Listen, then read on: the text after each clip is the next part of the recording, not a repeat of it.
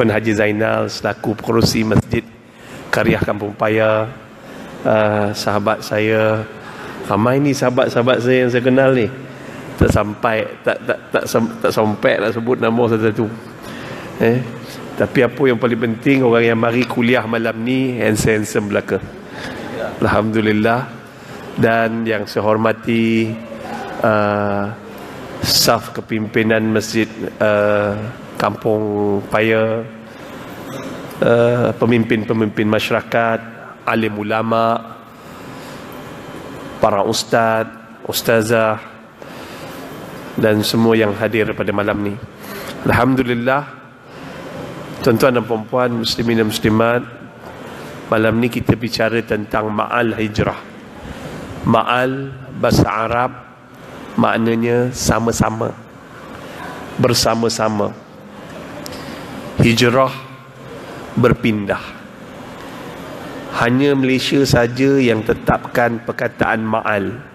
Pergi negara lain semuanya cakap hijrah, hijri. Hijrah ni tahun baru, berpindah dari tahun lepas ke tahun ni. Alhamdulillah kita masih dihidupkan lagi. Pada 1 Februari saya telah dimaklumkan oleh doktor tahun lepas, tahun ni 2017, 1 Februari dimaklumkan doktor saya kena kanser.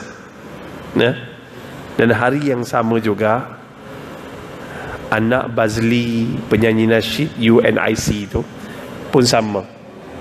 Dan seorang lagi kawan saya pada hari yang sama dimaklumkan kena kanser sama dengan saya.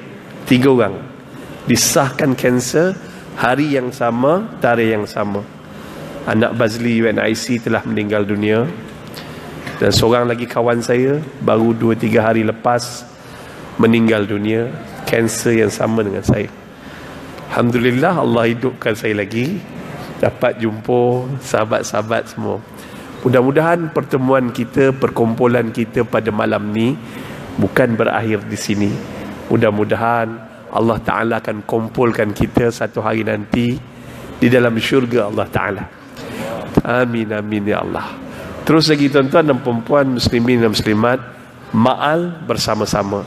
Kenapa ulama orang Melayu kita ni, orang Melayu ni pandai sebenarnya, luar biasa pandai. Kenapa ulama-ulama Malaysia, ulama-ulama tanah Melayu beritahu kita perkataan ma'al hijrah, supaya ulama-ulama ni fikir, supaya orang Melayu tidak mudah lupa, mempunyai satu semangat untuk berjuang macam mana Nabi berjuang menyelamatkan Islam. Itu kena ada. Apa yang hilang daripada bangsa Melayu pada hari ini, pada umat Islam pada hari ini? Semangat. Hidup senang. Nak pergi sekolah, bapa hantar naik motor. Kita dulu nak pergi sekolah mampu. Ya Allah, jalan berbatu-batu, susah, tapi semangat. Yang hilang daripada bangsa Melayu hari ini semangat. Sebab hidup senang lenang. Dulu nak beli motor, Allah Rabbi, bagi nak mati. Tapi hari ini mak bapak siapkan motor untuk anak mati. Alhamdulillah. Ya Allah. Tuan-tuan dan perempuan, muslimin dan muslimat yang dirahmati Allah, macam-macam cerita. Tapi yang paling penting, ulama telah susun, ulama Nusantara Melayu kita dah susun perkataan ma'al bukan kosong. Kita mesti mempunyai satu semangat, semangat perjuangan, semangat untuk berkorban, semangat untuk buat apa demi agama, demi Allah tercipta. Itu yang maksud ulama. Kita rasa sama-sama macam mana susahnya Nabi untuk membawa Islam kepada sekalian alam. Tu dia. Nak bagi rasa susahnya, rasa payahnya, rasa sayangnya Nabi pada agama ni, rasa sayang Nabi pada umat. Sama-sama. Nombor 2, hijrah. Hijrah dari sudut bahasa, pindah. Pindah daripada kampung Paya kepada kampung Payau. Kampung Payau, pergi Payau, Bakau, apa semua macam itulah. Berpindah ganda. Ada yang duduk Port Dickson hari ni bukan orang Port Dickson, orang Negeri Sembilan. Banyak askar. Askar ada Kedah, ada Penang, ada Sabah, ada Sarawak. Jadi tuan-tuan, susah nak beza. Terus lagi. Tapi apa yang paling penting tuan-tuan? Berpindah. Pindah ni banyak kategori. Kita tak nak cerita bab pindah tanah ni. Pindah rumah ni tak nak cerita. Pindah ada 3. Hijrah ada 3 kata ulama. Pertama, hijrah daripada jahat kepada baik. Daripada buruk kepada baik. Hijrah ke arah kebaikan. Daripada baik kepada lebih baik. Ni hijrah. Tuan-tuan, ni hijrah. Tahun lepas kita kurang baca Quran, tahun ni banyak baca Quran. Tahun lepas kita banyak mengumpat, tahun ni kita banyak berzikir. Tahun lepas kita banyak memfitnah orang, tahun ni kita berhenti fitnah. Kita berhenti terus memfitnah orang, kita banyak jadi orang sabar. Tahun sebelum ni Masya Allah tuan-tuan dan perempuan, muslimin dan muslimat, tahun-tahun sebelum ni kita malas datang masjid. Tahun ni kerap datang masjid. Tahun lepas kita malas untuk buat korban. Hari raya korban hilang. Hari raya korban tak ada korban. Satu bahagian pun tak ada. Dia menyembah dunia, kumpul kekayaan dunia. Tapi cerita bab agama hebat. Tapi korban satu bahagian pun tak pernah. Ini orang yang menjadi hamba abdi pada dunia. Tak boleh korban. Belum suruh korban anak lagi untuk agama, untuk Allah. Allah suruh korban. Korban binatang sembelihan. Allah bukannya nak suruh Allah dapat daging, tak. Allah tak nak daging. Daging Allah tak nak. Allah nak tengok kau sayang dunia ke, kau sayang duit simpanan ke, kau sayang aku. Itu Allah test. Tiap-tiap tahun Allah cuba. Itu pun ramai yang gagal. Beli handphone tiap-tiap tahun handphone baru. Harga handphone lagi mahal daripada harga seekor lembu. 3,000 lebih, 2,000 lebih. Kambing dah dapat dah tu. Tapi tak nak berkorban demi agama. Nak cerita pasal hijrah, korban pun tak sanggup. Ada orang jenis macam tu tuan-tuan, cerita lobah-lobuh, tapi korban pun tak nak. Terus ni, yang seterusnya tuan-tuan, berhijrah daripada jahat kepada baik. Banyak zaman kegelapan kota Mekah terkenal dengan pelacuran di bawah umur. Kenapa Mekah famous duduk tengah-tengah padang pasir yang kering kontang? Kenapa famous? Tak lain dan tak bukan, salah satu sebab mereka menyediakan pelacur-pelacur kanak-kanak bawah umur. 9 tahun kau tak jadi pelacur, tak ada orang langgan, dia tanam hidup-hidup anak-anak. Itu salah satu punca dia. Selain tempat yang strategik perdagangan daripada Yaman dengan Syam, tak ada masalah. Tapi yang menjadi daya tarikan sebenar yang tak dibongkar dalam sejarah itu dia. Antara dia pusat pelacuran. Itu Mekah dulu. Zaman kegelapan. Dan ada je Kaabah. Kaabah bukan macam mana kita tengok hari ni. Kaabah tuan-tuan ketika tu dipenuhi berhala, 360 berhala. Lata, Manat, Uzza dan macam-macam jenis nama berhala. Berhala kayu, berhala kurma, berhala macam-macam jenis berhala. Dan orang bertawaf di Kaabah. Ada kalanya mereka berbogil. Apa beza dengan hari ini? Jahiliyah berhijrah kepada ilmiah. Jahiliyah berhijrah kepada yang kita panggil cahaya. Kegelapan kepada cahaya. Akhirnya tuan-tuan dan perempuan, muslimin dan muslimat, Islam telah mula bertapak, tersebar di bumi Mekah selama 13 tahun. Bila 13 tahun Nabi cuba berdakwah, dapat tentangan daripada orang-orang Quraisy, orang-orang kafir. Bermula pada tahun 4 tahun pertama Nabi dilantik menjadi Rasulullah. Tahun sebelum tu dia orang dialog, debat, cakap dialog. Kau sembahlah Tuhan kami sembahlah Tuhan kamu, negotiate. Tapi lepas 4 tahun Nabi dah menjadi Rasul, tengok ramai orang-orang masuk Islam, maka mulalah tekanan demi tekanan, hinggalah tahun yang ke-13 Nabi menjadi Rasul. Akhirnya tuan-tuan, hijrah berlaku. Tengok berapa ramai orang-orang dulu jahat tapi sekarang baik.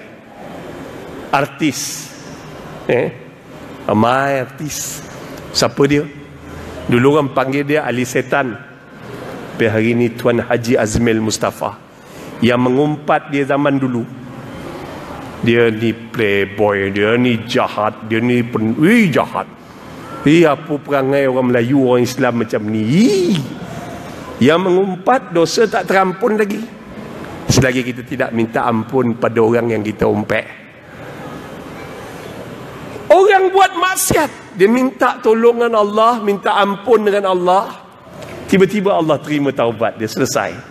Kita yang lidah jahat tu, yang busuk hati ni, yang lidah cepat, mulut laser ni, hai. Itu zaman dulu orang mengumpat artis. Zaman sekarang orang lebih berani.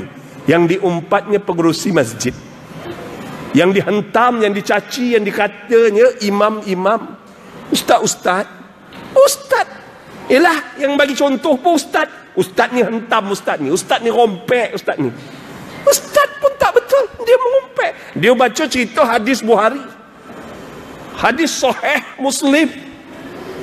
Kejahatan mengumpat, berdosa, dosa-dosa mengumpat ni. Tapi dia mengumpet orang.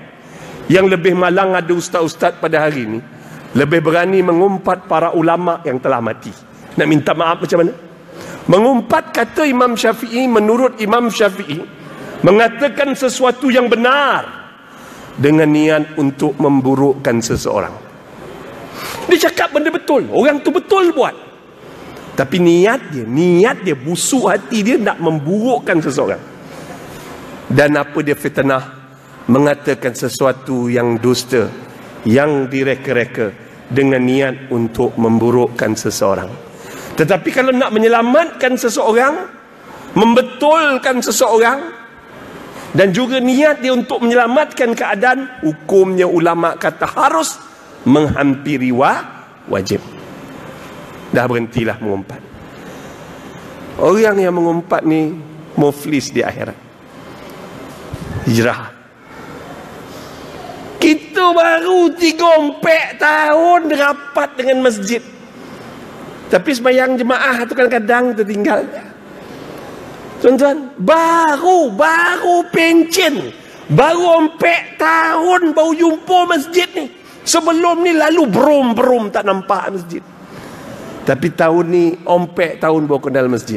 Bila kenal masjid, tuan-tuan dan perempuan, muslimin dan muslimat, dia jadi lain.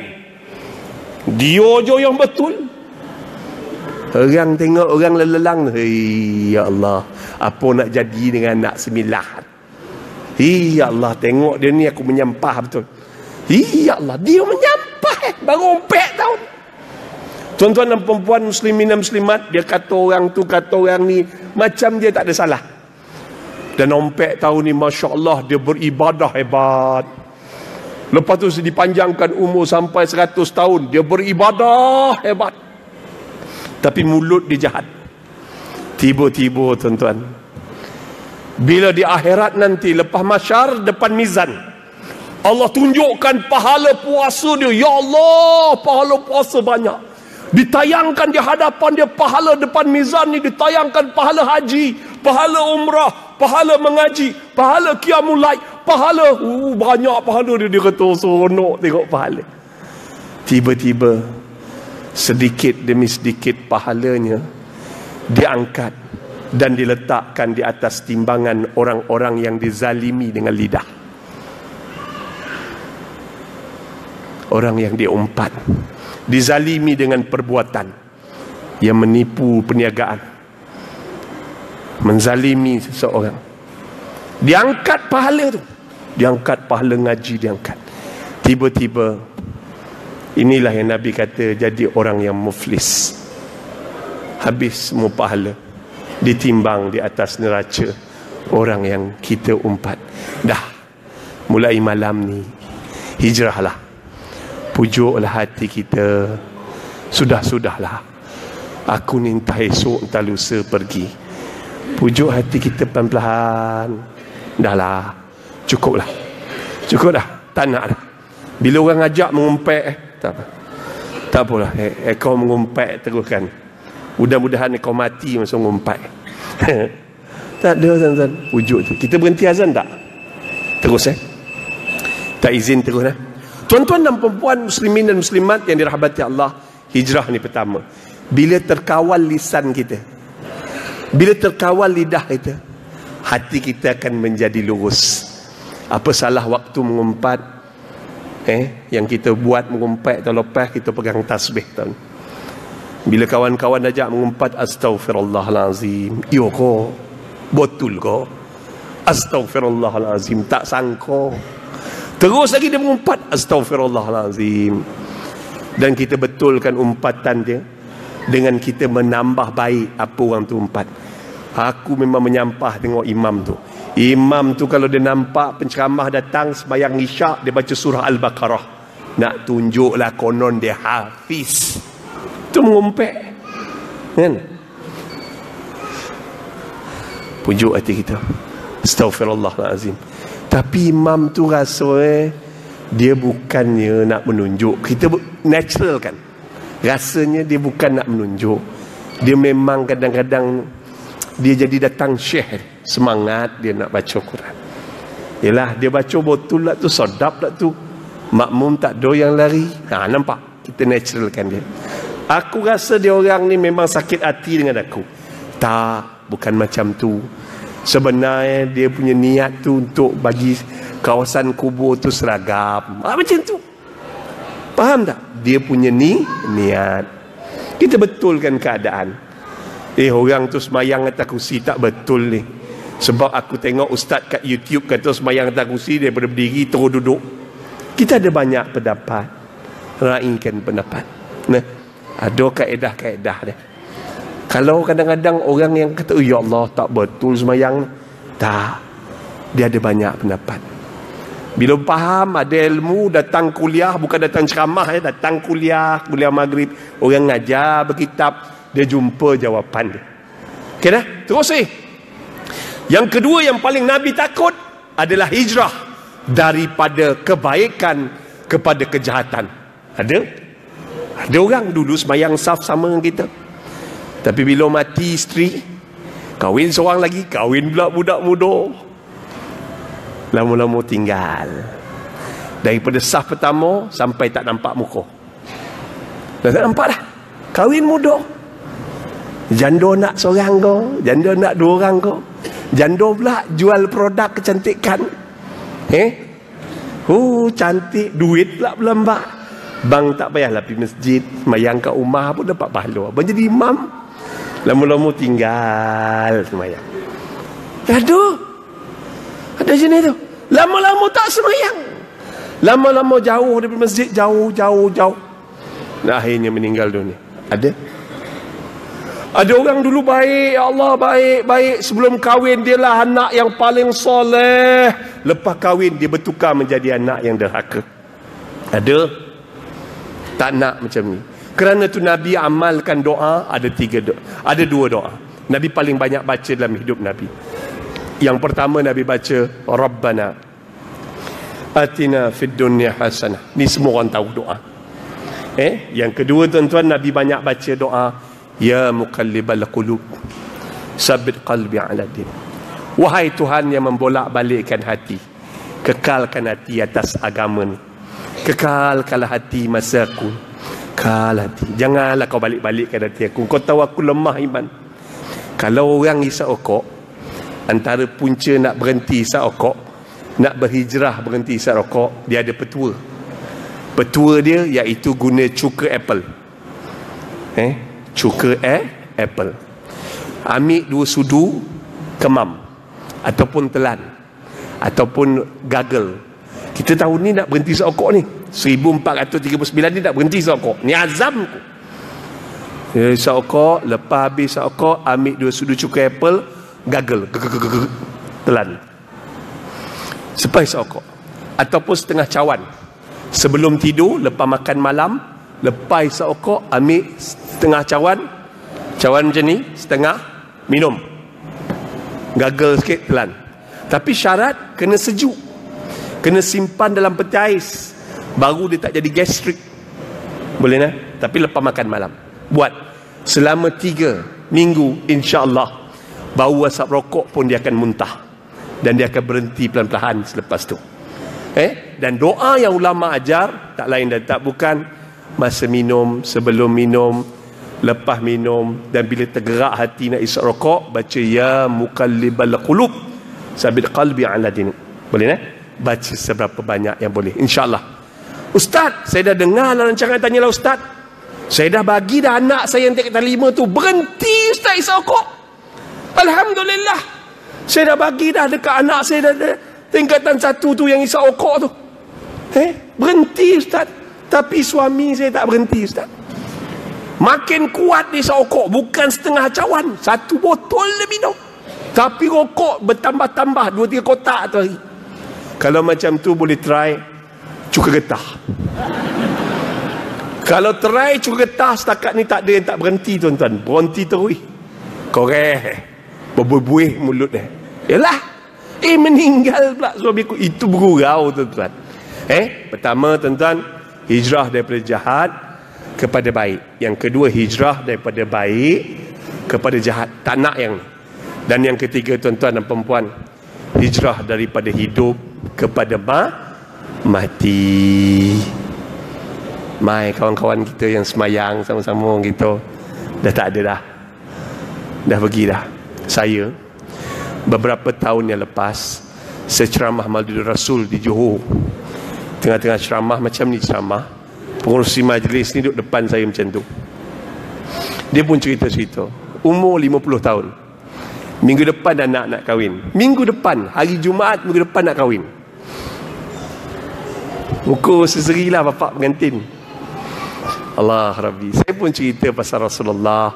Saya cerita Rasulullah suka buat bekam darah, al-hijamah. Dia pun senyum kat saya senyum kat dia. Saya ceritalah pasal sunnah Nabi. Tapi sampai bekam tu dia senyum kat saya senyum kat dia, dan dia tombang. Tengah bersila tu jatuh. Dan dia meninggal dunia. Saya berlari. Mulut dia orang sakaratul maut. Tapi lidah dia, nampak lidah dia digerakkan ke atas ke bawah. Sebab tu zikir yang paling senang.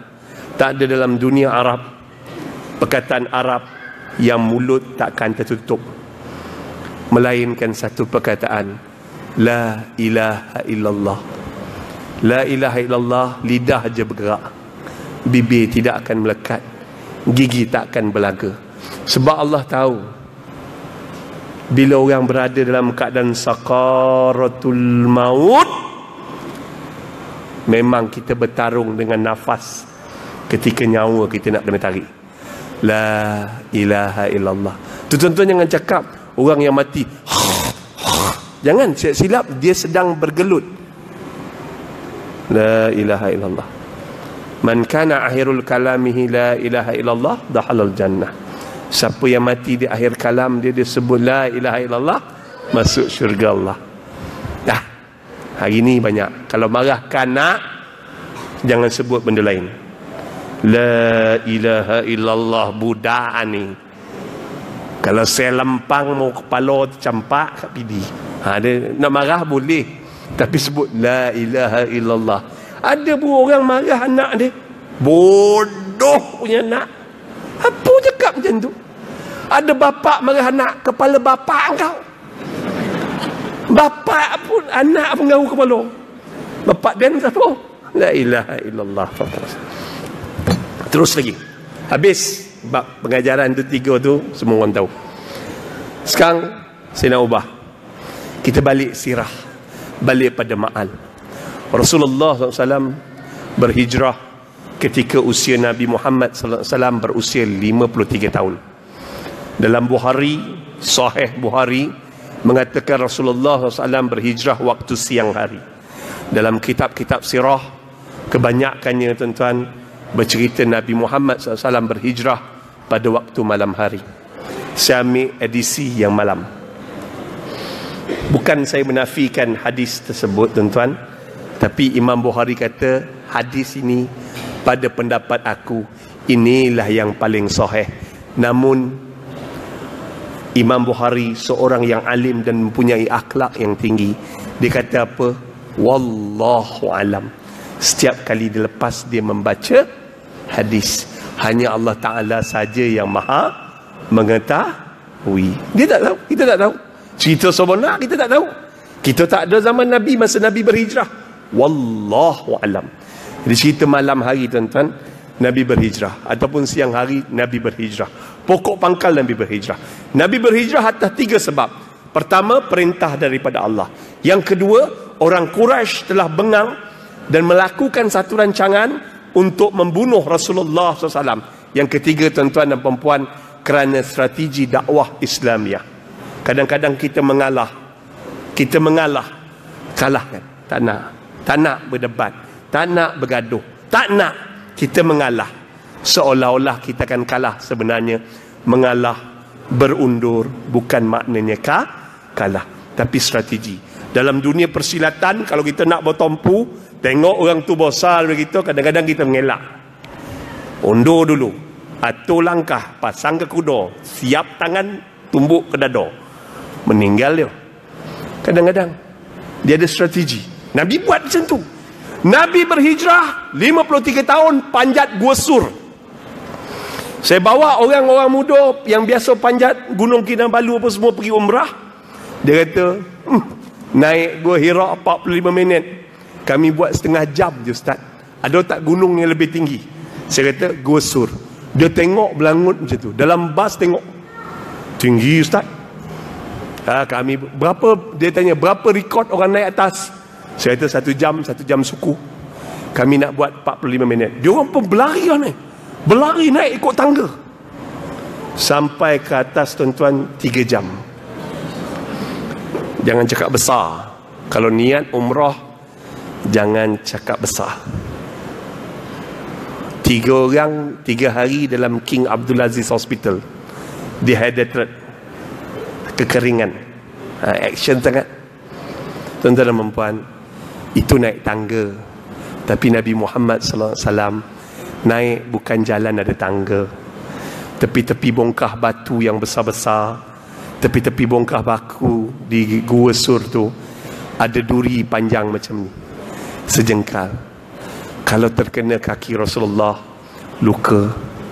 Nabi panjat Gua Sur, duduk selama 3 hari dalam Gua Sur untuk mengelak dikesan musuh, demi membawa Islam tercinta ke dalam jiwa manusia.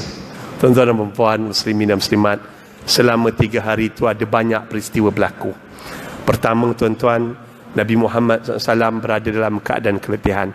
Nabi usianya 53 tahun, tapi panjat gunung, panjat bukit. Kita 35 tahun naik tangga depan tu pun mengah. Itu ada cita-cita nak kahwin seorang lagi. La ilaha illallah. Napeh sompui. Nak menapeh pun tak panjang. Tapi cita-cita nak nikah lagi tu ada. Hai. Tapi Nabi 53 tahun, gunung tinggi dapat didaki. Tuan-tuan, Gua Sur sempit. Siapa yang biasa pergi umrah tengok Gua Sur sempit. Nabi penat. Nabi panjat bersama siapa? Abu Bakar. Abu Bakar ketika itu usianya berapa tahun? Nabi berusia 53 tahun. Berapakah umur Abu Bakar ketika itu? Umur Abu Bakar ketika itu 51 tahun. Abu Bakar walaupun bapa mentua Nabi, tapi dia lebih muda daripada Nabi 2 tahun. Tuan-tuan dan perempuan, muslimin muslimat, Rasulullah penat. Rasulullah baring atas peha Abu Bakar, pangkuan Abu Bakar sehingga terlena. Ini satu sunnah. Balik cari bapa mentua. Cari bapa mentua tengah-tengah rehat kat dapur tu ke, tengah tengok gegar berganza ke, kilauan perak ke, kan? Baring kata peha dia, baring buat muka comel. Tak mau lokek, 5 jari kena penampar, aku tak tahulah. Pang dah dampar. Apa kau jadah kau ni? Buang tabiat kau. Dia akan tanya macam tu tuan-tuan. Sebab apa? Sebab tak pernah dibuat orang. Inilah kasih sayang Islam. Bapa mentua kena sayang menantu. Bapa mentua kadang-kadang kena backing menantu. Kita tahu perangai anak kita ada benda tak betul, kita backing menantu itu, tegur anak itu. Ada kalau Ini mak mentua, bapak mentua pergi jumpa ustaz buat solat hajat 40 hari. Sihirkan dan dah ada. Dan bukan tak sayang menantu dan, tapi rambut dia merah. Perempuan rambut merah, ustaz, manolah. Anak Dan dibodoh-bodohkan. Mata sebelah sini kontak lens warna hijau, sebelah sini warna purple. Mano berkonan lah. Dan berkonan ke anak imam tu, lombu deh. Sobat perempuan ni lah anak Dan jadi dorhaka. Buat sih. Pisahkan. Tak. Patutnya tak macam tu, tuan-tuan. Kita betulkan. Kita pun zaman dulu rambut sarang tebuan tu. Masuk lalat, meninggal lalat, tak reti keluar. Satu bahu busuk. Ini zaman-zaman muda pun pakai miniskirt. Zaman muda baru kenal masjid ni. Baru 20 tahun kenal. Dan anak muda kita ni memang kena bimbing. Jangan diherdik, tapi didiklah pelan-lahan. Doa banyak-banyak. Kadang-kadang masa kita hidup, anak kita tak berubah. Tapi bila anak kita mati, anak yang paling jahat tu kadang-kadang berhijrah dan berubah menjadi anak yang paling baik. Dia doakan kita. Dialah orang yang setiap kali solat hantar doa supaya mak dan ayah dia tidak diazab di alam barzah. Dialah anak yang paling banyak bertaubat dan memohon ampun pada Allah supaya Allah Ta'ala tidak mengazab ibu dan ayahnya. Dialah anak yang paling rindu kat kita. Padahal masa hidup kita ni dia paling jahat. Jangan berputus asa dengan rahmat Allah. Yang kedua, tuan-tuan, dalam peristiwa tu, dalam Gua Sur, tiba-tiba Abu Bakar terdengar salakkan anjing. Abu Bakar terdengar orang-orang Quraisy, orang-orang kafir bawa anjing kejar jejak Rasulullah SAW. Bila dengar salakkan anjing, hong hong hong, hong hong hong. Saya tak pandai buat bunyi anjing. Lebih kurang bunyi macam itulah. Sebab saya bukanlah seekor anjing, tuan-tuan. Orang ni makan nasi, tuan-tuan. Jadi apa berlaku, tuan-tuan? Bila anjing menyalak, Masya Allah, tuan-tuan, Abu Bakar takut. Anjing ni dia ada deria bau. Dia boleh cium bau. Bila kita dengar salakkan anjing, jantung kita berdebar, nafas kita tidak teratur. Anjing boleh kata. Cuba tuan-tuan balik ni sekarang. Tengah jalan kan jumpa anjing. Dia nampak kita nampak dia. Dia hang hang. Lepas tu dia jalan ke depan, dia U-turn, datang balik. Lepas tu dia hong balik. Hong kali kedua tu, tuan-tuan, kalau tuan-tuan lari, dia kejar. Sebab dia tahu tuan-tuan takut. Tuan-tuan, memang boleh tahu. Itu kelebihan Allah Ta'ala beri pada anjing. Dia boleh hidu bau nafas manusia. Bila anjing menyalak, Abu Bakar takut. Abu Bakar takut bukan sebab dia takut kalau dia dibunuh, kepalanya dipenggal, tubuhnya ditusuk dengan tombak dan pedang. Tak. Para sahabat telah bersiap sedia untuk mati dalam mempertahankan Islam. Para sahabat lebih rela mati dan bersiap sedia untuk mati untuk mempertahankan Rasulullah. Tetapi para sahabat, terutamanya Abu Bakar, tidak sanggup untuk melihat tubuh Rasulullah kalau diapa-apakan. Mereka akan jadi orang yang paling sedih kalau Rasulullah terluka, tuan-tuan. Allah Rabbi. Begitulah kasih sayang para sahabat terhadap Rasulullah sallallahu alaihi wasallam. Terus lagi, tuan-tuan dan perempuan, Nabi berpesan kepada Abu Bakar. Nabi tenangkan perasaan Abu Bakar. La taqaf wa la tahzan, innallaha ma'ana. Wahai Abu Bakar, jangan takut dan jangan bersedih. Sesungguhnya Allah bersama kita. Barulah Abu Bakar tenang. Tenang Abu Bakar. Kadang-kadang dalam hidup kita, kita kena tenangkan. Ada ayah yang kematian isteri. Itulah tempat bergantung si ayah untuk menguruskan rumah tangga. 60 tahun, 40 tahun ayah duduk bersama isterinya. Isterinya buat masak salamak, cili api, daging salai, buat kopi tiap-tiap pagi. Tiap-tiap kali ayah masuk bilik, ayah nampak terlekung Isterinya yang hidup 40 tahun bersama dia. Ayah menangis, ayah sunyi. Anak-anak jauh kerja dekat Kuala Lumpur, kerja di tempat lain. Balik ayah, balik anak-anak. Kita sebagai atung, ayah jangan bersedih. Jangan sedih ayah. Kami akan jaga ayah. Tiap-tiap minggu Alung akan pastikan Angah gila-gila balik. Ucu balik. Teman ayah. Ayah jangan takut Menenangkan itu adalah satu sunnah. Tuan-tuan dan puan-puan muslimin dan muslimat, mak kita yang bergantung hidup dengan ayah, suami dia, ayah kita, ayah meninggal dunia. Mak kesunyian, mak kesedihan, mak kadang-kadang rasa tak tentu arah. Teringat ayah dia. Kalau ada ayah, ada suami, bolehlah ada kawan bertekak, bergaduh, menengking-nengking, seronok, mengisi masa lapang. Tapi bila ayah tak ada, mak hanya bertemankan beberapa ekor kucing di rumah. Anak derhaka, tak nak balik jenguk mak dan ayah. Tak pernah tenangkan mak. Mak jangan sedih mak. Kena tenangkan. Ini sunnah Rasulullah, menenangkan orang tua. Kirim duit, bukan datang minta duit, suruh jual tanah. Itu bukan anak. Tuan-tuan dan puan-puan muslimin dan muslimat yang dirahmati Allah. Terus lagi, yang ketiga peristiwa, siapakah yang hantar makanan? Siapa yang hantar makanan ketika Rasulullah dan Abu Bakar duduk atas gua? Asma ibni Abu Bakar. Asma ni siapa? Perempuan yang sedang sarat mengandung 7 bulan. Bawa makanan naik. Ketika dia keluar rumah saja, orang-orang Quraisy telah cuba-cuba mengacuhkan pedang dan juga lembing ke perut Asma. Wahai Asma, apa kau nak buat ni? Kau nak hantar makanan kat siapa ni? Dia cacah. Bagi ibu yang mengandung, nyawanya tak penting. Yang paling penting kandungannya. Tetapi Asma berkata, demi Allah dan Rasul, apa pun akan berlaku, aku akan panjat bukit dan menghantarkan makanan pada ayah dan Rasulullah.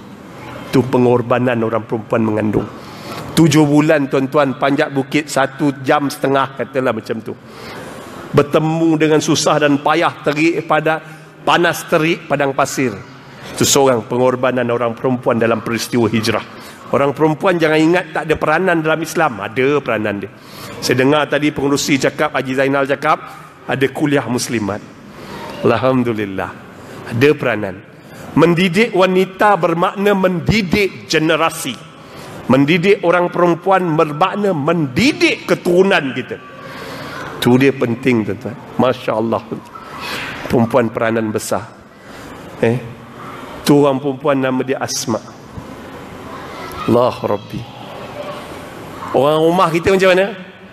Mengandung 3 bulan je, muntah. Nak berjuang macam mana?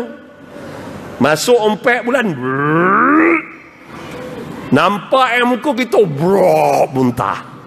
Macam mana tak muntah? Bulu hidung kau bercantum dengan bulu misai, bercantum dengan bulu janggut, bercantum dengan bulu tengkuk, bercantum dengan bulu dado, bercantum dengan bulu-bulu yang lain dah. Bau ketiak masam, bukan masam lagi, tengit. Dia ada satu tengit tu. Tengit tu kalau dia suami angkat, ya Allah, aduh, meninggal isteri dia. Sebab apa arwah meninggal? Tengit sangat ketiak aku ni, kata. Tuan-tuan dan perempuan muslimin dan muslimat, Islam agama kebersihan. Bersihkan muka kita, biar orang nampak berseri-seri. Nah ni orang sakit, orang kata ustaz sakit kanser kan, kenapa muka ustaz elok tak macam orang sakit? Sakit ni kalau nak tengok masa malam naik kereta orang tak larat, masa ceramah semangat. Tak tahu lah, agak yang penceramah ni dia dengan mikrofon ni, dia ada saka dapat mikrofon elok. Ada masa saya baru lepas bedah. Baru lepas bedah buang ketumbuhan 1 kilo tu. Usus saya dia potong 1.4 meter. Perut ni daripada atas ni sampai bawah pusat tu dia potong, belah. Bohong orang kata orang kena kanser tak sakit. Tapi masa saya sedar tak sedar, orang kata koma, duduk kat hospital, kawan saya jahat. Kawan saya, dia bawa mikrofon. Dia perli. Ustaz kalau dapat mikrofon, demam dia baik. Dia bawa mikrofon, kurang ajar tu. Ustaz, ni hadiah dia saya. Orang lain bagilah elok-elok kan, buah ke apa kau. Dia bagi mikrofon. Kalau kau ni bergurau. Tuan-tuan dan puan muslimin dan muslimat yang dirahmati Allah. Allah Rabbi, pengorbanan orang perempuan besar. Selama 3 hari Nabi duduk kat situ. Nabi dibantu oleh seorang penunjuk arah yang dibayar upah, iaitu seorang Yahudi bernama Abdullah bin Uraikah. Nabi memilih 2 ekor unta betina dan menunjukkan pencari penunjuk arah yang paling hebat, iaitu Abdullah bin Uraikah. Dia seorang Yahudi, tuan-tuan. Bolehkah orang Islam bekerjasama dengan yang bukan Islam? Jawapan dia boleh. Dengan syarat ada 3. Pertama, dia kafir zimmi. Dia kafir zimmi. Bukan kafir yang menentang Islam. Faham Yang kedua, dia memang bidang dia, penunjuk arah, dia pakar dalam bidang tu. Nombor 3, Abdullah bin Uraikah adalah seorang yang pendiam. Maknanya dia boleh simpan rahsia. Kelebihan Abdullah bin Uraikah masa bawa unta, dia tepuk lantai padang pasir tu. Dia alihkan pasir, dia letak telinga. Muhammad, lari ke atas bukit. Aku terdengar deruk kaki kuda daripada arah Syam. Lari Rasulullah SAW di atas bukit, menyorok. Kejap lagi dia jalan, dia tercium. Muhammad, menyorok. Aku tercium bau minyak wangi daripada Yaman. Itu kelebihan dia. Rasulullah SAW pun jalan. Rasulullah beritahu pada Abdullah bin Uraikah, dia nak pergi ke Yathrib. Apa makna Yathrib? Bahasa Arab tukar bahasa Melayu. Yathrib bahasa Arab tukar bahasa Melayu, maknanya kering kontang. Tempat yang kering dan kontang. Faham Tapi bila Nabi berhijrah, Nabi namakan Yathrib kepada Madinah Al-Munawwarah, tempat yang bercahaya. Tunggu lagi. Tuan-tuan dan puan muslimin dan muslimat yang dirahmati Allah, Abdullah bin Uraikah pun jalan. Tapi dalam perjalanan tersebut, tuan-tuan, Abdullah bin Uraikah ni takut. Kejap-kejap jumpa rombongan. Kau nampak Muhammad? Nampak Muhammad? Kau jalan seorang buat apa? Dia takut. Akhirnya dia beritahu Rasulullah, ya Rasulullah, sampai sini je lah. Aku takut ya Rasulullah. Rasulullah beli 2 ekor unta betina, dia bayar cash. Nak berhijrah kena ada kekuatan ekonomi.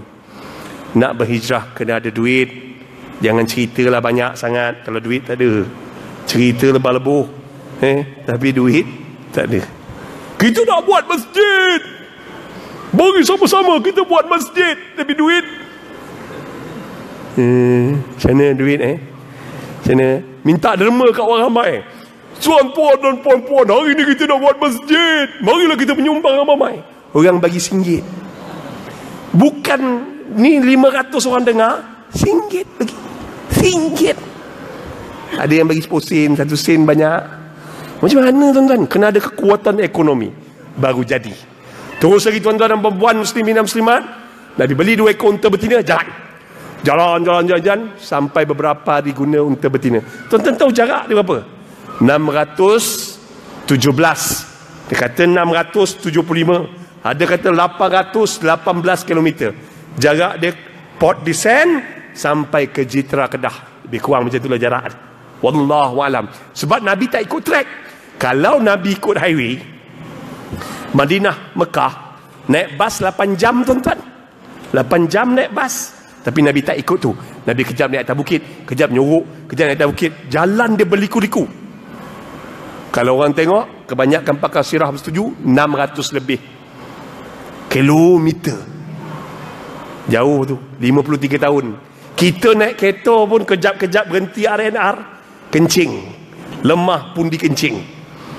Apa unduh ni? Tapi Nabi 53 tahun sampai. Tuan-tuan, Nabi beli 2 ekor unta betina, guna berapa hari jalan, tiba-tiba Nabi berhenti. Wahai Abu Bakar, berhenti, turun. Dia ambil 2 ekor unta betina tu, dia lepaskan. Sebelum dia lepaskan, dia koyakkan baju jubah. Jubah kiri kanan dia koyak. Abu Bakar pun dia koyak kiri kanan. Ada pakar sirah kata itulah asal usul kurta. Tu, kalau pakai jubah kita nak berlari susah. Dia koyak kiri kanan, dan dia ikat pada unta tersebut. Satu helai baju, satu sebisan koyakan diikat Abu Bakar bersama dia punya dekat unta depan, kaki unta depan. Seekor lagi dia ikat macam tu juga, koyakkan sebelah kiri, ikat pada unta belakang. Abu Bakar punya dan dia punya. Seekor dia lepaskan ke arah Yaman. Halah. Lepas tu seekor dia lepaskan ke arah mana? Tengah-tengah padang pasir. Jangan lupa unit anjing burian, anjing buruan. Jangan lupa. Anjing boleh hidu bau kita. Kejar. Tuan-tuan tengok cerita John Rambo. John Rambo. Oh, saya lupa orang Port Dickson mana tengok TV. Orang Port Dickson mengaji Tengok mengaji, muka bercahaya-cahaya. Tengok muslimat, cahaya Quran di wajahmu. Muslimin Masya Allah bercahaya-cahaya wajah. WhatsApp di malam hari. Sebelum tidur WhatsApp. Bangun tidur tengah-tengah malam WhatsApp. Tak ada berhenti WhatsApp. Padahal kena ganti hijrah kepada Quran dan zikir. Tu sih, tuan-tuan, tu. Bila dah lopeh tu tuan-tuan jalan. Nabi jalan kaki bersama Abu Bakar. Dan cerita John Rambo tu, macam mana Nabi Rambo pergi menyelamatkan seorang perempuan daripada tahanan camp, kemudian dia bawa keluar berlari. Tiba-tiba terdengar salakan anjing. Nabi pun koyakkan baju perempuan tersebut. Dia pergi dekat satu bom atom yang dia pernah jumpa sebelum ni. Dia ikat baju perempuan tu dengan satu jenis bom yang dipanggil Clanamo. Dia ikat dekat bom tersebut, dekat bom atom dengan baju perempuan tersebut. Anjing buruan pun kejar bau perempuan tu dekat baju tersebut, dekat bom. Tentera tu pun tarik molotov. Pow! Habis mempui semua. Tuan-tuan, Rambo dapat lari. Itu cerita Rambo tu. Dia tiru cerita Nabi dia tu. Live for nothing or die for something you call. Tahu tuan-tuan faham tak mana? Itu perkataan daripada Imam Hasan al-Basri. Hidup berjasa, mati syahid. Itu ucapan. Tuan-tuan kalau tak baca tak dapat benda ni. Live for nothing or die for something. Tuan-tuan dan puan-puan, muslimin dan muslimat yang dirahmati Allah.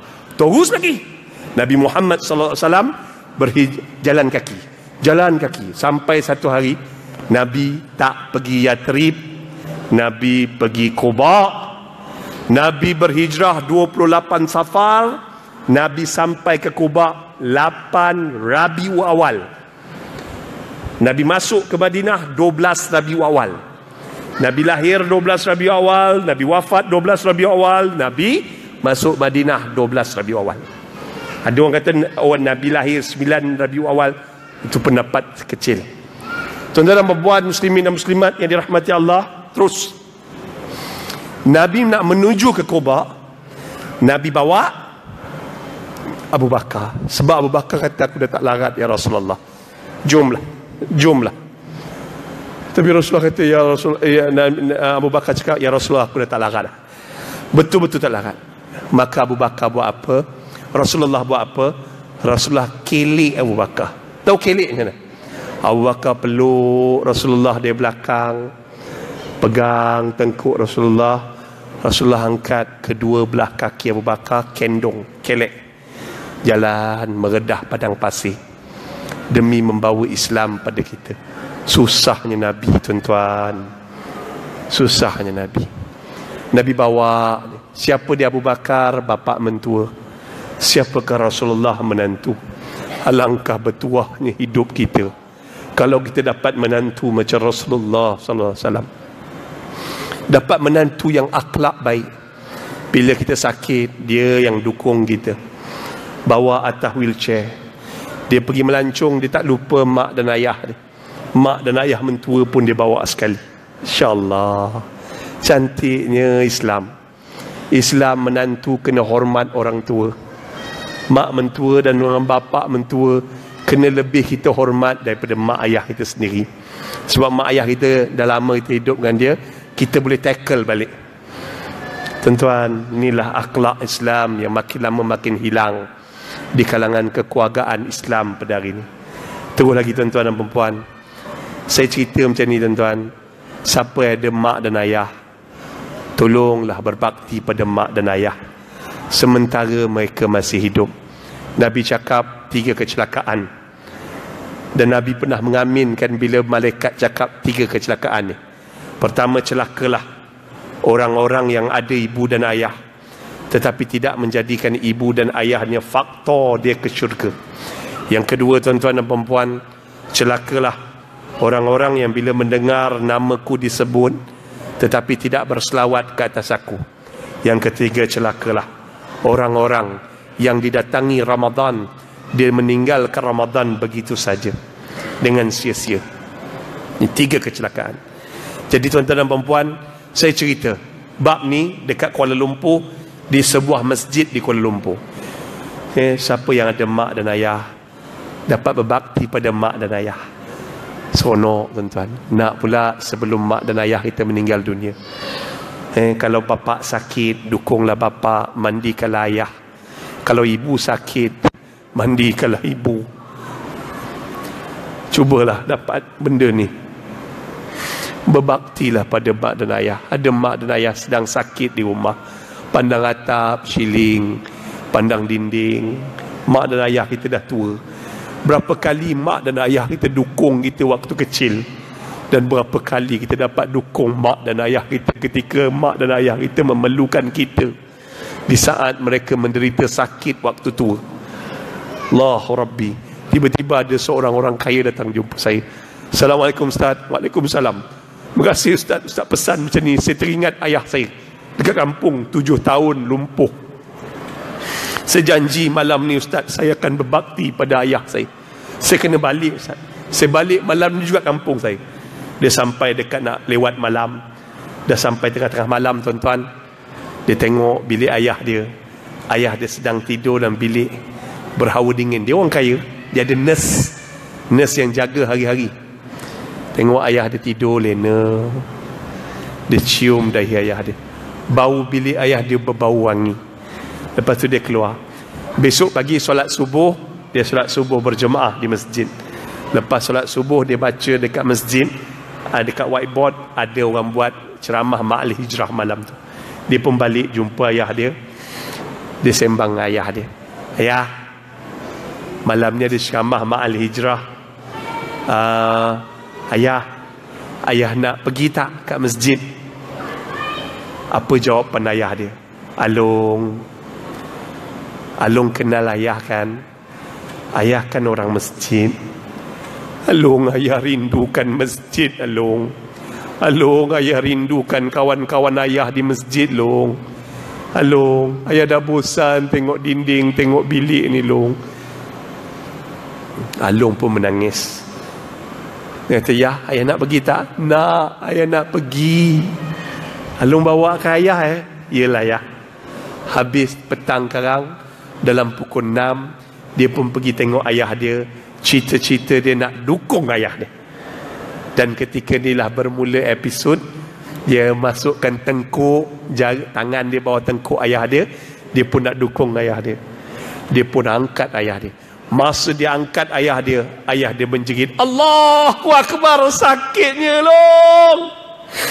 Rupa-rupanya masa dia tarik badan ayah dia untuk duduk, untuk didukung, kulit belakang ayahnya telah tersihat, melekat pada tilam dan berdarah tuan-tuan, dan bau nanah, bau busuk telah bertukar menggantikan bau wangi bilik tersebut. Rupa-rupanya selama ni nurse yang menjaga dia, kecil badannya, tak larat nak alih badan ayah dia yang gempal. Bukan bapak dia pun. Orang hari ni kerja banyak duit, nak kejar duit je. Kerja yang menyusahkan dia orang tak nak buat. Dia apa berlaku? Allah Rabbi. Ayah dia menangis kesakitan, dia pun menangis. Alung pun rawat luka ayah dia. Dapat mandikan ayah dia tetapi dengan penuh tangisan. Ambilkan wuduk untuk ayah. Dia teringat ayah dia mandikan dia waktu kecil. Dia teringat ayah dia ajar ambil wuduk. Dan kemudian dia bawa ayah dia dukung, duduk atas wheelchair, bawa naik velfire dia. Kemudiannya dia bawa jalan. Nampak pokok rambutan. Long ingat tak masa kecil Along bergayut atau pokok rambutan ni? Sampai ayah suruh balik. Lalu kat jalan raya. Jalan raya kampung kita dah besar dah, alhamdulillah. Cantik kampung kita. Dia jalan lagi sampai ke masjid, tuan-tuan. Wajah ayah dia berubah. Ayah dia yang tak pernah mengukir senyuman yang terlalu lama, tiba-tiba ayah dia bagai sembuh seperti sedia kala, bertemu dengan kawan-kawan lama. Hei, apa khabar? Senyum, gelak. Walaupun ayah dia seakan-akan lupa penyakit yang ditanggung. Duduk dengan ceramah Ma'al Hijrah. Habis ceramah Ma'al Hijrah, ayah dia bersembang dengan kawan-kawan. Seronoklah. Bila masuk, tuan-tuan, velfire, ayah dia bercakap dekat ni. Cakap, Along, ayah nak cakap sikit, Long. Along, ayah redha atas Along. Along anak ayah yang baik. Terima kasih, Long. Terima kasih bawa ayah pergi masjid, Long. Terima kasih banyak. Ayah seronok sangat malam ni. Along anak ayah yang baik. Ayah doakan Along masuk syurga. Ayah doakan Along berjaya dunia dan akhirat. Ayah dia lepas cakap macam tu. Along pun menangis. Tangisan kebahagiaan berlaku dalam jiwa anak dan jiwa ayah. Bahagia mereka. Tuan-tuan, selepas tu apa dia cakap? Ayah, besok ada kuliah subuh. Ayah nak ikut tak? Nak. Orang tua ni kadang-kadang dia jadi macam budak-budak. Nak. Ayah nak ikut. Along bawa ayah besok. Dia seronok. Besok pagi jam 5:30 dia kejut ayah dia. Tapi ayah dia telah meninggal dunia pada malam tersebut. Ayah dia telah kembali kepada Allah untuk selama-lamanya, tuan-tuan.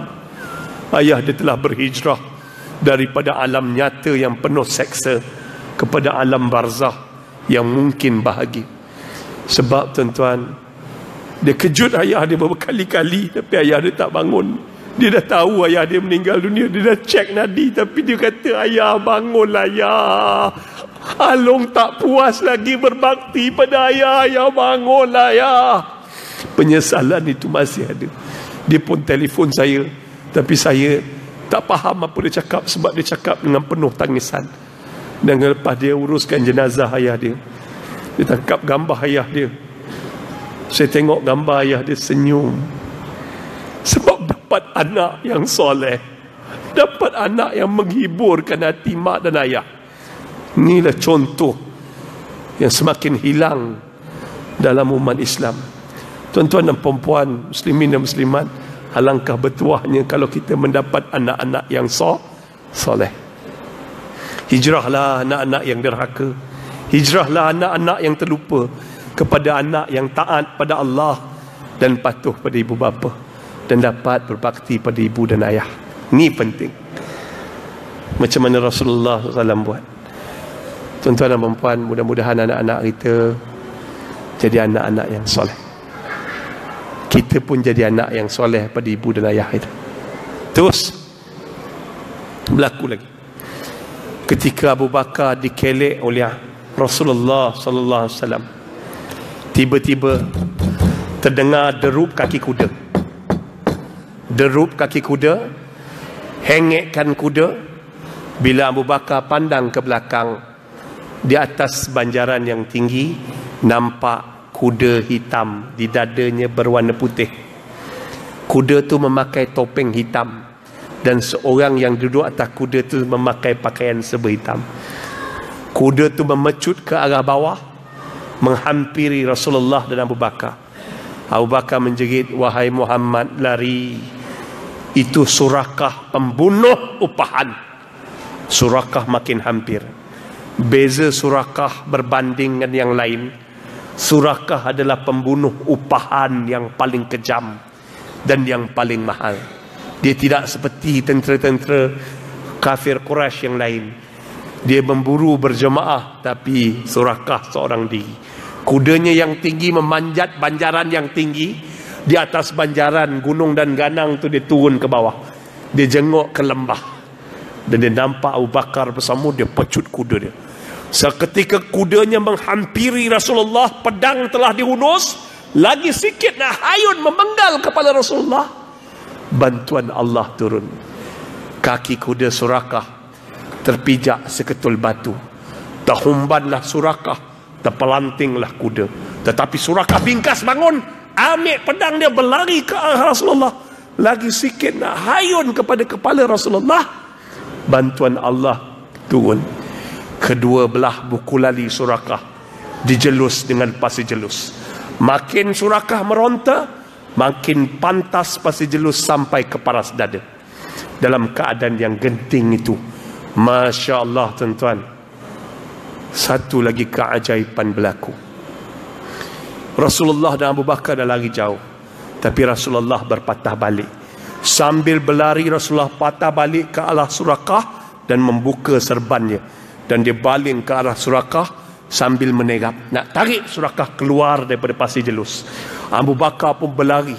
Bersusah payah Rasulullah cuba tarik Surakah keluar daripada pasir jelus. Abu Bakar berlari.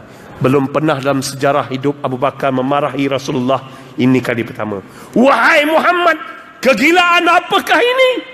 Bukankah orang ini ingin memenggal kepalamu? Lantas dijawab oleh Abu Bakar, dijawab oleh Rasulullah sambil merenung tepat ke dalam mata Abu Bakar. Wahai Abu Bakar, bukankah dia juga umatku? Masya Allah, Abu Bakar tertampar dengan jawaban Sayyidina daripada Rasulullah. Betapa bersihnya hati Rasulullah, betapa putihnya hati Rasulullah. Dia mampu. Bukankah Surakah ini juga umatku? Allahu Rabbi, ini orang nak bunuh kita, tapi Nabi mampu bukan sekadar memaafkan, tapi malah menolong orang yang nak bunuh dia tu keluar daripada keadaan bahaya. Abu Bakar tersentak dengan jawapan itu, membuka serban, baling serbannya ke arah Surakah, dan Surakah dibawa keluar. Surakah jatuh cinta dengan akhlak Islam yang ditunjuk oleh Rasulullah. Surakah melafazkan syahadah. Rasulullah SAW gembira sebab Surakah memeluk Islam. Lantas Rasulullah SAW berjanji kepada Surakah, Surakah, akan aku hadiahkan gelang kaki Maharaja Parsi kepada engkau kerana engkau telah memeluk Islam. Hadiah keislaman kau pada hari ini. Masya Allah, akhlak Rasulullah. Dahlah memaafkan orang buat dia, dahlah memaafkan orang nak bunuh dia, tolong lagi orang tersebut, dan kemudian beri hadiah gelang kaki Maharaja Parsi. Tuan-tuan, ini satu pengajaran hijrah yang luar biasa. Nabi belum sampai ke Quba, Nabi belum sampai ke Madinah, Nabi belum ada empire Islam, negara Islam belum terbina, tetapi Nabi ada vision, Nabi ada pandangan, Nabi ada cita-cita, Nabi ada matlamat, Nabi ada keazaman yang luar biasa. Kalau kita pergi jumpa doktor mata, vision sebelah kanan kita power 20, vision sebelah kiri kita mata kita bawa 20, vision 2020, that is the perfect vision. Tapi tuan-tuan, Nabi mempunyai vision. Walaupun empire Islam belum terbina, negara Islam belum ada, Nabi yakin satu hari nanti Islam memerintah dunia, bahawa Parsi dan Rom di bawah pemerintahan Islam. Keyakinan ni kena ada. Tapi orang Islam hari ini dia tak berapa yakin. Boleh entah boleh entah tidak. Dia tak yakin bahawa Islam adalah penyelamat kepada ummah. Tak yakin tuan-tuan. Terus lagi, Nabi mempunyai vision. Vision ni yang telah hilang. Mari hari ini masuklah hati kita. Kita kena ada matlamat yang besar. Kena ada matlamat bahawa Islam satu hari nanti akan memerintah dunia. Kejap, Saya cakap ni omong kosong ke? Tuan-tuan, dah 10 tahun berturut-turut Islam digelar sebagai agama yang paling berkembang di bumi United Kingdom. Islam digelar sebagai agama yang paling banyak dipraktis di bumi UK. Tetapi ada umat Islam di Malaysia murtad. Nauzubillahi min dzalik. Sedangkan Islam sedang berkembang di Rusia. Rusia, tuan-tuan, dulu di bawah pemerintahan Soviet Union. Tidak ada satu agama yang dibenarkan, diamalkan.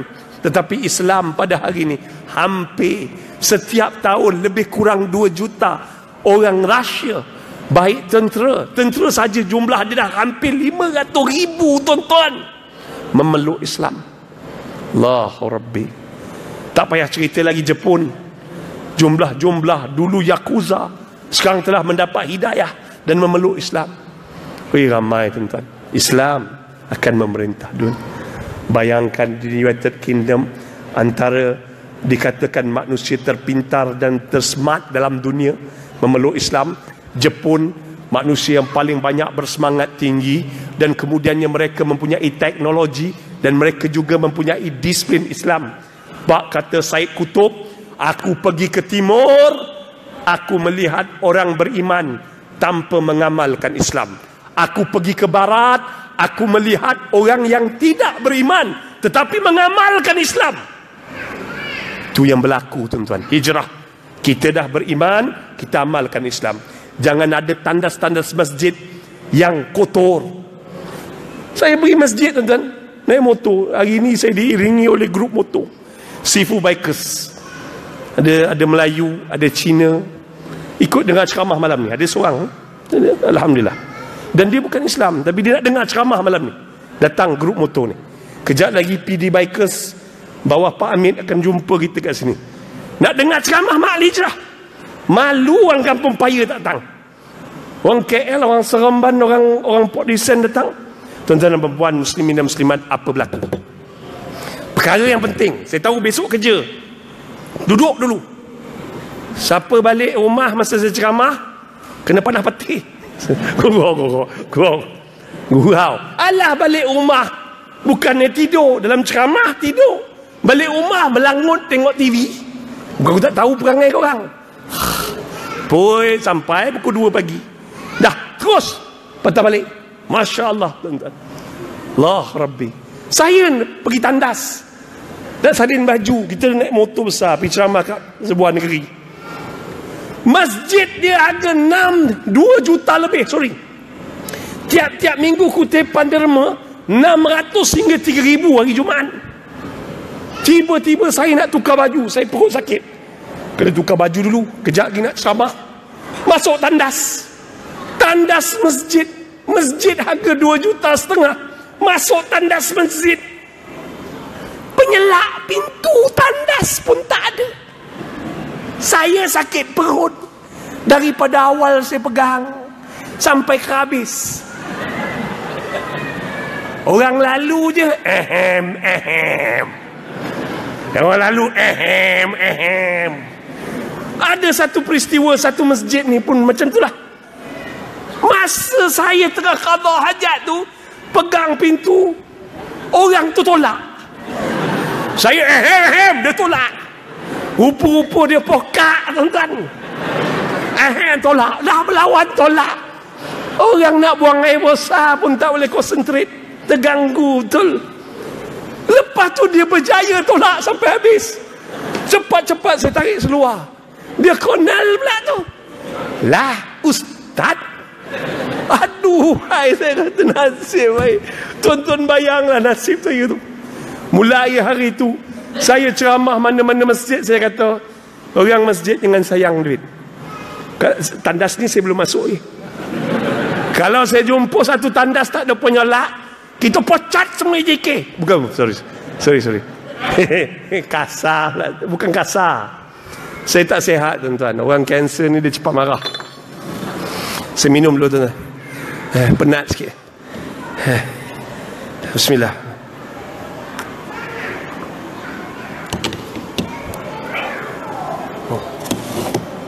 minta maaf tuan-tuan, saya tak sihat. Kebanyakan penceramah hari ni ramai tak sihat. Baru saya ni jumpa Datuk Ustaz Kazim masa program da'i. Anak saya tersingkir minggu lepas. Tak sihat. Allah Rabbi. Saya tanya Ustaz sihat Ustaz? Dia kata tak sihat. Tak kuat macam dulu. Tanya baru ni dengar Ustazah Nur Hafizah Musa tahun lepas pun tak sihat. Ustaz Aslin Bollywood pun tak sihat. Kebanyakan ustaz-ustaz tak sihat hari ni. Saya buat kajian kenapa kebanyakan ustaz-ustaz tak sihat. Saya dapat satu faktor utama kenapa mereka tak sihat. Tiap-tiap kali kami berceramah, kami hanya dihidangkan air putih tuan-tuan. Air putih. Sejauhan pula tu lah. Apalah. Tuan-tuan, saya orang kampung tuan-tuan, tak heran sangat lah. Saya tak minta banyak, paling tidak fresh orange 1 jug. Jangan biar meja ni kosong, letak buah-buahan. Tapi jangan letak pisang. Saya orang kampung tak larat nak makan pisang lah. Sekali-sekala letaklah buah anggur. Make sure jangan ada biji, jangan masam, saya tak makan. Banyak sekadar lah Ustaz ni. Tak, kalau nak suruh saya datang selalu, apa salah tuan-tuan? Sekali-sekala kita meraihkan tetamu. Sekali-sekala. Saya tak minta banyak. Strawberry celup hot chocolate, baru jadi. Gurau-gurau. Terus balik. Nabi Muhammad SAW terus berhijrah daripada kota Mekah ke kota Madinah. Tapi Nabi tak pergi masuk Madinah. Nabi duduk di Quba. Nabi buat masjid. Nabi masuk. Saya habiskan kejap je. Saya habiskan tuan-tuan.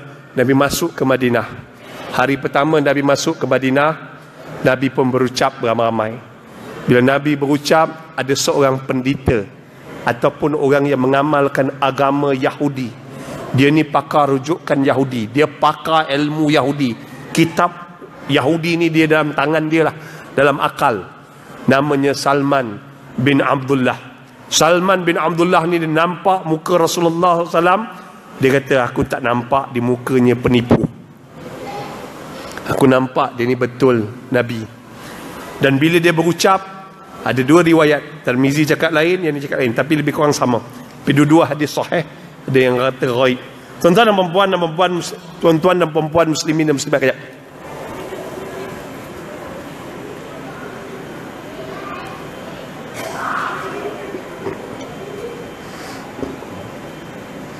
Krem. Orang yang kena kemoterapi ni kadang-kadang dia krem.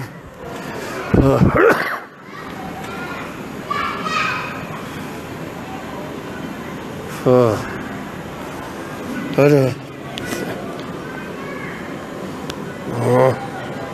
Ada. Sekejap, saya habiskan. Allah. Nabi berucap, wahai manusia, sebarkan salam, berilah makan, qiyamul lail, nescaya kamu masuk syurga dengan selamat. Ada wahai orang-orang beriman, hadis lain, wahai orang-orang beriman, sebarkan salam, berilah makan, dan eratkan siratul rahim, qiyamul lail. Itu hadis 2, tapi dua-dua boleh pakai.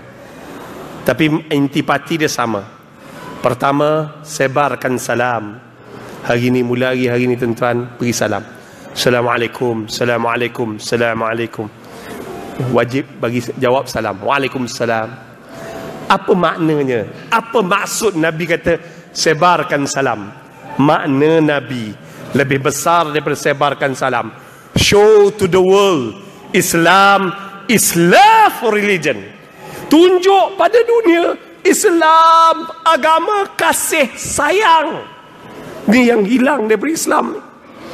Hari ini dunia memandang Islam bukan agama kasih sayang. Islam agama kebencian. Islam agama pemusuhan. Islam agama pecah belah. Islam agama pembunuhan. Itu dia. Love each other. Sayang menyayang antara satu sama lain. Tengok anak muda yang mengambil dadah. Tengok golongan lesbian, gay, bisexual, transgender. Tengok golongan orang-orang yang lalai, minum arak, perjudian, kita lihat dengan kasih sayang. Kita membenci perbuatan mereka, tetapi bukan diri mereka. Mereka adalah umat Nabi Muhammad sallallahu alaihi wasallam. Kita kena bawa mereka ke pangkal jalan. Yang kedua, tuan-tuan dan perempuan, berilah makan. Berilah makan tuan-tuan dan perempuan, muslimin dan muslimat.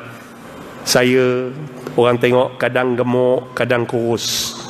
Kalau banyak gemuk badan tu, maknanya negeri yang paling saya banyak ceramah pada bulan tersebut adalah Johor. Johor, tuan-tuan. Saya dah buat siasatan Johor ni. Saya banyak ceramah di Johor. Johor memang banyak ceramah. Dan saya banyak ceramah di Pulau Pinang, dua negeri. Negeri Sembilan ni tak tahulah. Kadang-kadang saya panggil. Tak tahulah. Tapi bulan ni Negeri Sembilan menang tempat nombor pertama. Banyak. Saya suka ikan keli masak lemak cili api. Kalau malam ni tak ada, jangan harap datang lagi. Gurau.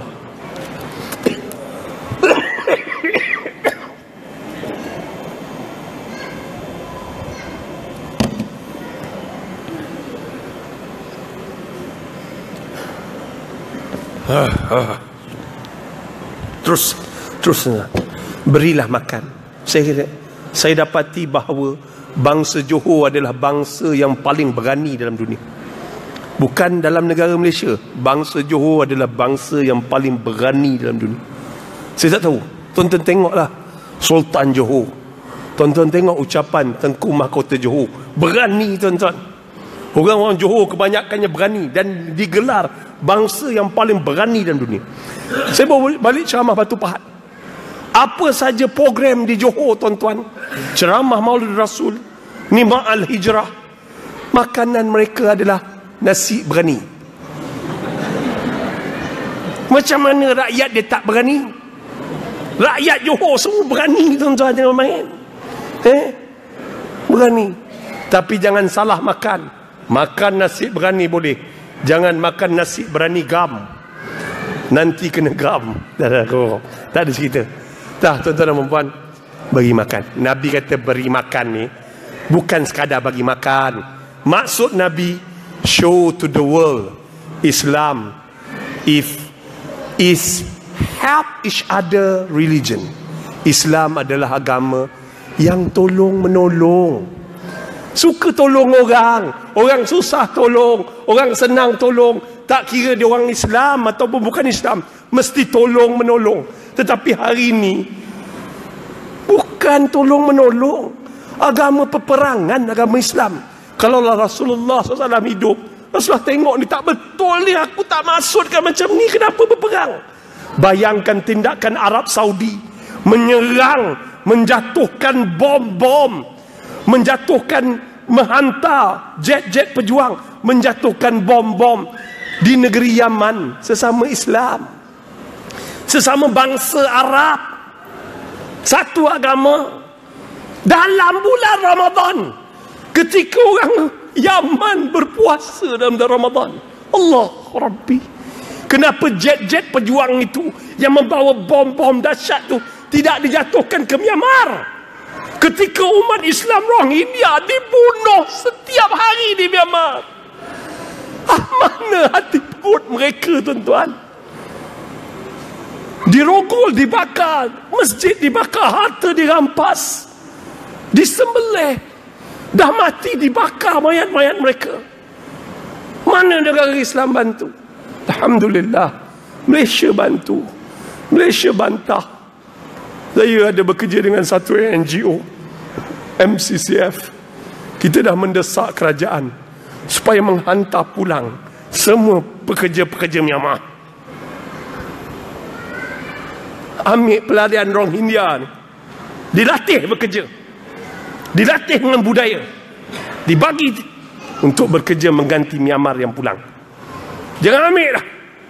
Itu baru betul, baru serius kita menunjukkan bantahan kita kepada orang-orang pemimpin-pemimpin Myanmar yang kurang ajar.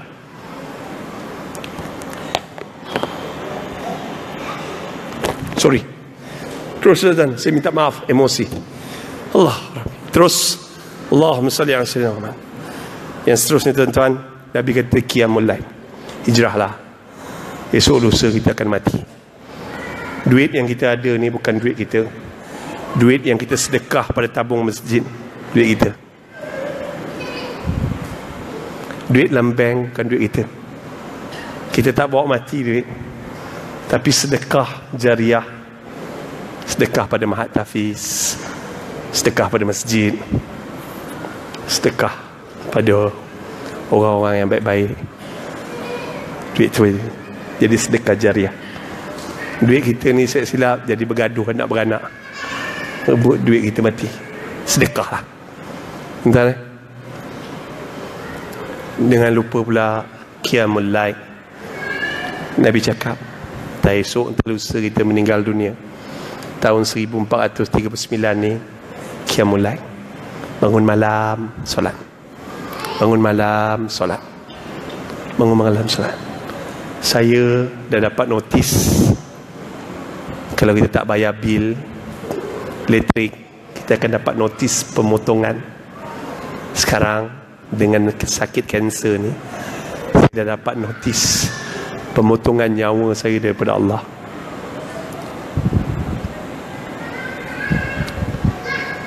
Tuan-tuan yang ada darah tinggi, kencing manis, jantung berlubang, hidung, kepala berlubang, semua yang berlubang-lubang ni, kena pujuk hati. Kita dah dapat notis daripada Allah. Bila-bila je Allah boleh potong nyawa kita. Jadi pujuk hati kita, tuan-tuan, kena qiyamul lail. Sebab Nabi kata qiyamul lail adalah amalan soleh orang-orang soleh sebelum kita. Amalan orang-orang soleh, yang tengok ustaz tu kuat, orang tu kuat. Sebenarnya orang yang kuat ni, di hadapan mata makhluk, dia kerap mengadu lemah depan Allah. Lemah, ya Allah aku letih, ya Allah aku penat, ya Allah. Dia kerap mengadu lemah pada Allah. Bangun qiyamul lail. Tiba-tiba tuan-tuan bayangkan, tuan-tuan dapat surat jemputan untuk mendapat pingat datuk di istana. Dapat surat. Malam tu tuan-tuan tak boleh tidur, sebab besok nak dapat pangkat datuk ni. Seronok. Nak masuk istana besok, macam mana lah rupa istana. Tiba-tiba kita dapat surat jemputan daripada Allah dengan penyakit-penyakit yang Allah bagi pada kita. Kita kena bangun malam. Kalau dapat surat jemputan ni daripada Yang di-Pertuan Agong, tak boleh tidur malam, kita akan dikejut malam ni. Yang jemput kita ni siapa? Agung kepada segala agung, iaitu Allah. Nak tengok bukan nak masuk istana, nak masuk syurga. Bangun qiyamul lail. Semoga 1439 Hijrah adalah tahun hijrah kita ke arah yang lebih baik. Saya minta maaf kalau bahasa saya tak sesuai dengan orang sini. Minta maaf pada alim ulama kalau ada yang saya tersilap kata. Saya wallahi daripada Kuala Lumpur nak datang sini, tak ada niat nak mengajar orang Karyah Kampung Paya ni, tak ada niat nak mengajar orang sini. Wallahi, saya datang daripada jauh, tuan-tuan, niat saya untuk berkongsi. Pandai tidak, bijak pun bukan, cuma ada sedikit pengetahuan yang boleh saya kongsikan. Mudah-mudahan dapat kita amalkan dan kita sebarkan. Indah sungguh bulan purnama, cahayanya sampai ke kampung Tanjung. Berceramah bukan untuk ternama, berdakwah bukan untuk disanjung. Pucuk pauh di 5 batu, anak 9 di tapak tangan. Biar jauh beribu batu, hilang di mata, dalam doa jangan. Tuan-tuan tolong doakan saya supaya Allah sembuhkan penyakit saya. Kalau Allah tak sembuhkan penyakit saya, janganlah Allah lemahkan semangat saya untuk berdakwah. Rugi adalah segala-gala rugi kalau seorang pendakwah mati di rumah. Rugi, tuan-tuan. Sepanjang hidup kami banyak keluar daripada rumah kami. Tiba-tiba pengakhiran kami dalam rumah kami tak nak, tuan-tuan.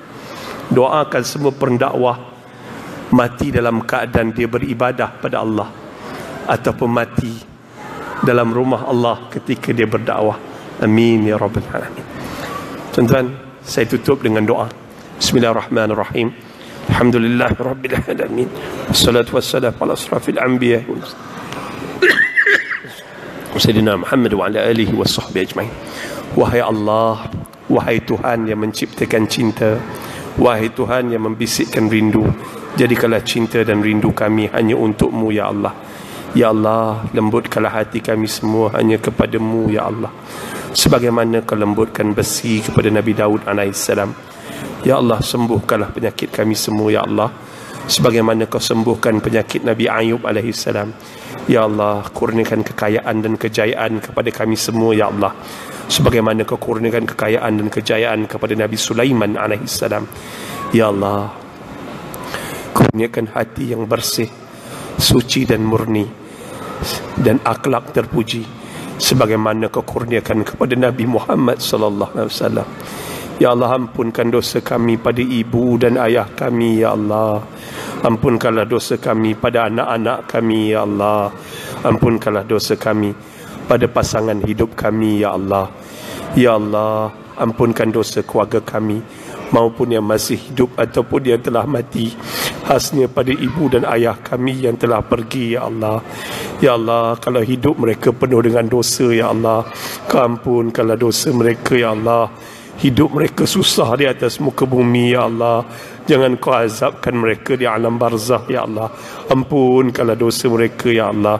Ya Allah ya Rahman ya Rahim, lapangkanlah kubur ibu dan ayah kami, terangkanlah terangkanlah kubur ibu dan ayah kami ya Allah. Kami rindu pada ibu dan ayah kami ya Allah. Kami ingin bertemu dengan ibu dan ayah kami di dalam syurga-Mu nanti ya Allah. Jadikanlah kubur ibu dan ayah kami seperti taman-taman dalam syurga ya Allah. Kau janji ya Allah, dan Kau Tuhan menepati janji. Doa anak-anak yang soleh Kau akan perkenankannya ya Allah. Perkenankanlah doa kami pada malam ni ya Allah.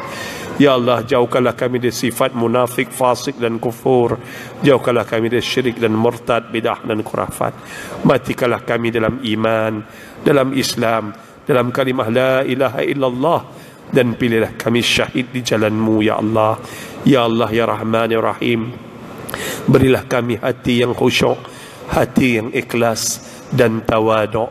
Jauhkanlah kami daripada hati yang riak, ujub dan takabur, dan juga hasad dengki ya Allah. Ya Allah ya Rahman ya Rahim, jadikanlah kami dan anak-anak kami dan keturunan kami keturunan yang soleh wal musleh. Jadikanlah kami dan anak-anak kami dan keturunan kami keturunan yang mendirikan salat ya Allah. Jadikanlah kami dan anak-anak kami dan keturunan kami keturunan yang tidak akan meninggalkan salat ya Allah. Ya Allah ya Rahman ya Rahim, Kau Tuhan kami sembah, dan kepada Dikau kami memohon pertolongan. Berilah taufik dan hidayah-Mu kepada mereka yang kami sayangi, agar mereka sujud kepada-Mu ya Allah.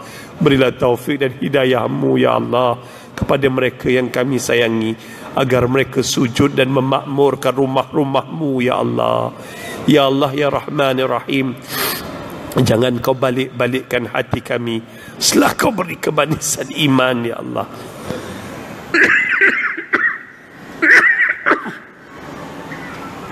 Ya Allah, sihatkanlah tubuh badan ibu dan ayah kami, sembuhkanlah penyakit mereka, murahkan rezeki mereka, agar mereka dapat beribadah dengan sempurna pada-Mu ya Allah. Ya Allah, sampaikan salam kerinduan kami kepada Nabi Muhammad sallallahu alaihi wasallam. Kami ingin memeluk tubuhnya yang mulia ya Allah. Kami ingin ucapkan terima kasih kerana hijrahnya dapat menyampaikan agama pada kami ya Allah, telah mengeluarkan kami daripada kegelapan kepada cahaya keimanan. Ya Allah, kami ingin melihat Nabi kami senyum pada kami ya Allah. Kami ingin mencium tangannya ya Allah. Ya Allah ya Rahman ya Rahim, berilah kekuatan kepada kami untuk mengamalkan sunnah dan perjuangannya, agar kami beroleh syafaatnya di akhirat nanti ya Allah. Rabbana hablana min azwajina wa zurriyatina qurrata a'yun waj'alna lil muttaqina imama. Rabbana atina fid dunya hasanah وفي الآخرة حسنة وقنا عذاب النار سبحان ربك رب العزة عما يصفون والسلام على المرسلين والحمد لله رب العالمين وبالله التوفيق والهداية السلام عليكم ورحمة الله وبركاته